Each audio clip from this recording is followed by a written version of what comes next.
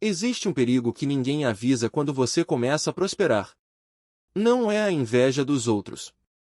Não é o imposto de renda. Não é a inflação.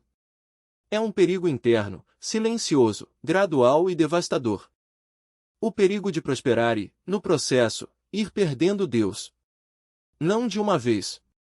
Não com uma decisão consciente. Mas aos poucos. Centímetro a centímetro. Compromisso a compromisso. E um dia você olha para a sua vida e percebe que tem mais do que nunca tinha, e sente menos do que nunca sentiu. Mais dinheiro. Menos paz. Mais conquistas. Menos Deus. Hoje vamos falar sobre como prosperar sem perder a fé. Não como evitar a prosperidade, mas como recebê-la sem que ela te destrua por dentro. A Bíblia não tem medo desse assunto.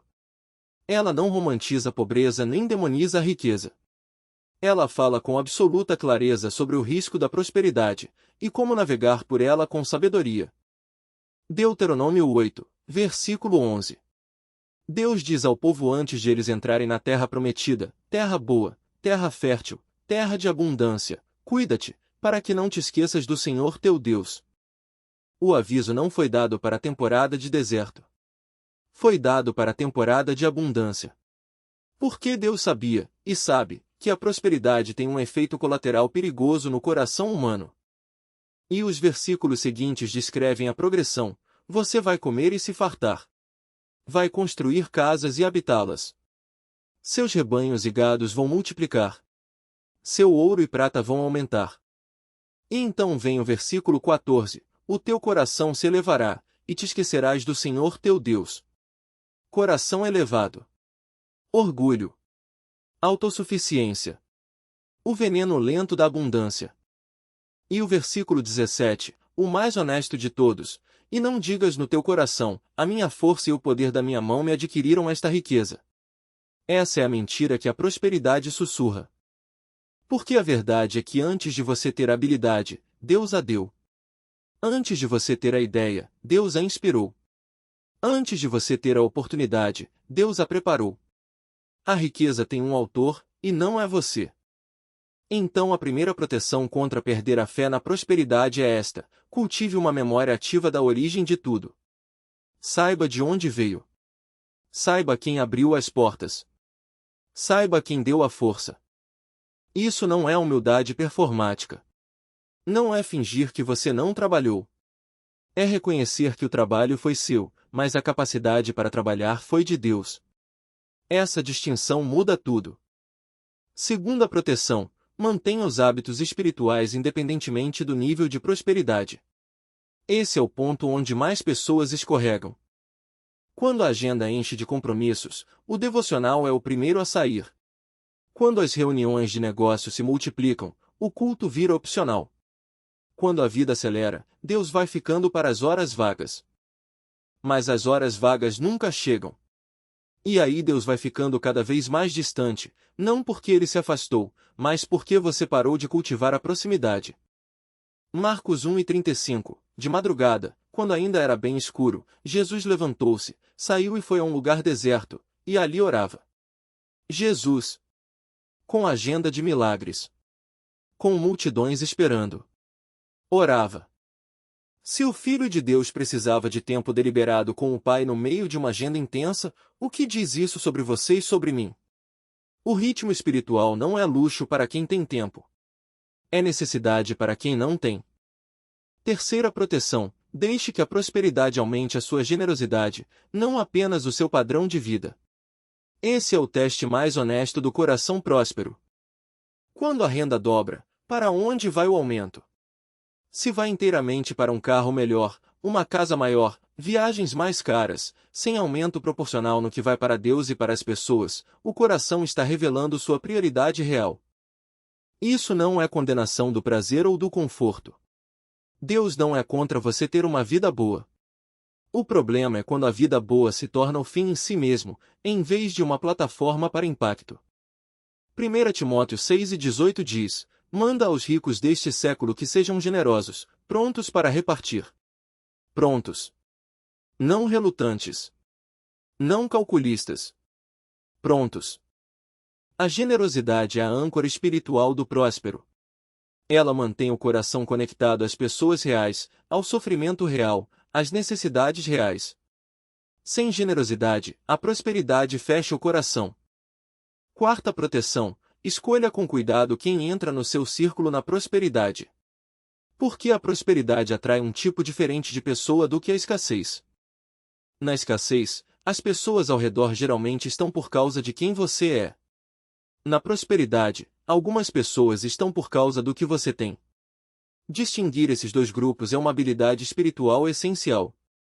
Rodeie-se de pessoas que te dizem a verdade. De pessoas que te conheceram antes. De pessoas que não precisam de você e ainda assim escolhem estar perto. Essas são as pessoas que vão te manter conectado à realidade e a Deus. Provérbios 27:6 diz: fiéis são as feridas do amigo, mas os beijos do inimigo são enganosos. O amigo que te corrige é mais valioso na prosperidade do que 10 aduladores. Quinta proteção: mantenha a consciência de que tudo é mordomia, não propriedade. Essa distinção teológica é simples de entender e difícil de viver. Um mordomo cuida do bem do patrão.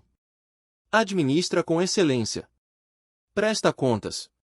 Não age como se o bem fosse dele. Essa é a postura do cristão próspero, não dono, mas administrador fiel. Salmo 24:1 diz: do Senhor é a terra e a sua plenitude, o mundo e os que nele habitam. A terra não é sua. O negócio não é seu. O talento não é seu. Você é o administrador de bens alheios. Essa consciência muda como você toma decisões. Um dono decide pela sua conveniência. Um mordomo decide pela vontade do patrão. E o patrão tem um propósito para os recursos que te confiou. Sexta proteção: mantenha regularidade na comunidade cristã. A prosperidade cria a ilusão de autossuficiência relacional. Você pode comprar quase tudo, exceto pertencimento real. A igreja não é um evento para quando você não tem nada melhor para fazer. É a comunidade onde a sua alma é conhecida, onde você presta contas, onde você serve e é servido. Hebreus 10:25 diz: não deixemos de congregar-nos, como é costume de alguns. A congregação não é opcional para o cristão próspero. É ainda mais necessária, porque a prosperidade isola. Sétima proteção: lembre regularmente de onde você veio. O esquecimento da origem é um dos mecanismos que a prosperidade usa para inflar o orgulho. Você se lembra de como era quando não tinha? Você se lembra do que pediu a Deus e ele concedeu?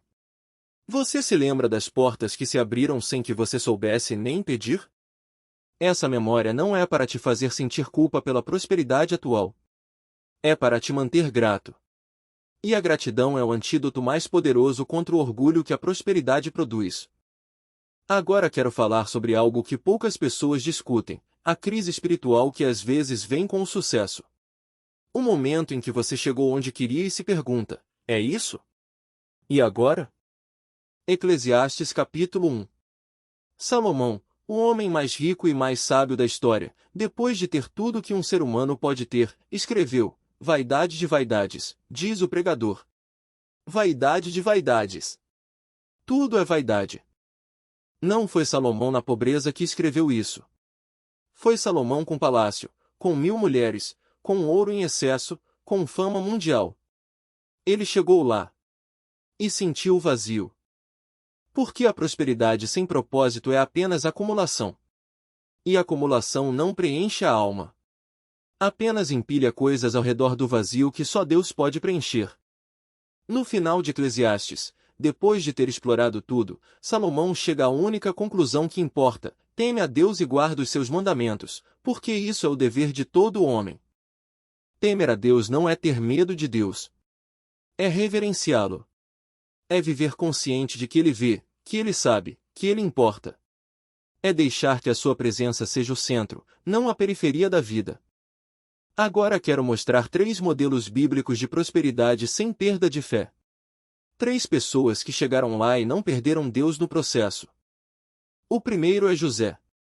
Depois de anos de escravidão e prisão, tornou-se o segundo homem mais poderoso do Egito. com acesso a toda a riqueza do maior império do mundo.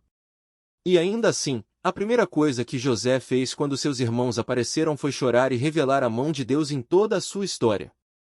Gênesis 45:7 Deus me enviou adiante de vós para preservar a vossa vida. José não disse, eu sobrevivi. Ele disse, Deus me enviou. Na prosperidade total, ele ainda via a mão de Deus. O segundo modelo é Jó. Antes das perdas, Jó era o homem mais rico do Oriente. A Bíblia é explícita. E ainda assim, a Bíblia diz que ele era íntegro, reto, temente a Deus e que se desviava do mal. Jó não era rico apesar de temer a Deus. Era rico e temia a Deus. As duas coisas juntas. Não como contradição, como testemunho. O terceiro modelo é Daniel. Levado como escravo para a Babilônia, tornou-se conselheiro de reis, administrador do maior império do mundo, com acesso ao poder absoluto. E Daniel capítulo 6 diz que ele orava 3 vezes por dia, ajoelhado, com as janelas abertas para Jerusalém, mesmo quando orar significava risco de morte. Prosperidade não mudou o ritmo espiritual de Daniel. José viu a mão de Deus em tudo. Jó manteve o caráter na riqueza. Daniel manteve o ritmo espiritual no poder. 3 modelos. 3 lições. Uma conclusão: é possível prosperar sem perder a fé. Mas não é automático. Não acontece sem intenção. Requer decisões deliberadas, repetidas, contra a corrente da cultura e contra a tendência natural do coração humano. Agora quero falar com você que já está prosperando e sentindo aquela distância. Aquela frieza espiritual que foi chegando sem que você percebesse. A oração que ficou mais curta. A Bíblia que foi para a estante. Essa sensação não é sinal de que Deus te abandonou. É sinal de que você se afastou. E o filho pródigo, quando voltou, o pai correu ao seu encontro. Deus não chegou caminhando. Correu. Lucas 15:20 diz, quando ainda estava longe, seu pai o viu e, movido de compaixão, correu, lançou-se ao seu pescoço e o beijou. Ainda longe. Ele já estava vendo. Já estava correndo. Então, se você está longe agora, não importa por quanto tempo, não importa pelo que a prosperidade fez no seu coração, o caminho de volta está aberto. E ele está olhando para o horizonte esperando você aparecer. E para quem ainda não prosperou mas tem medo de prosperar e perder a fé, esse medo é saudável. Mas não deixe que vire paralisia. Deus não está te protegendo mantendo você pobre. Ele está te preparando para que quando a prosperidade chegar, o seu coração esteja firme o suficiente para sustentá-la. Aprendi. Esse verbo é importante. Paulo não nasceu contente quando ele abençoar, estarei pronto. Estará o meu coração formado o suficiente para não ser destruído pelo que Deus vai mandar? E o versículo 13 logo depois, posso todas as coisas em Cristo que me fortalece. No dízimo do salário pequeno. Na generosidade antes de você ter muito. No ritmo espiritual antes de a agenda ficar cheia. Então o que fazer quando falta dinheiro segundo a Bíblia? Clamar com honestidade a sua justiça, e todas essas coisas vos serão acrescentadas. Em primeiro lugar.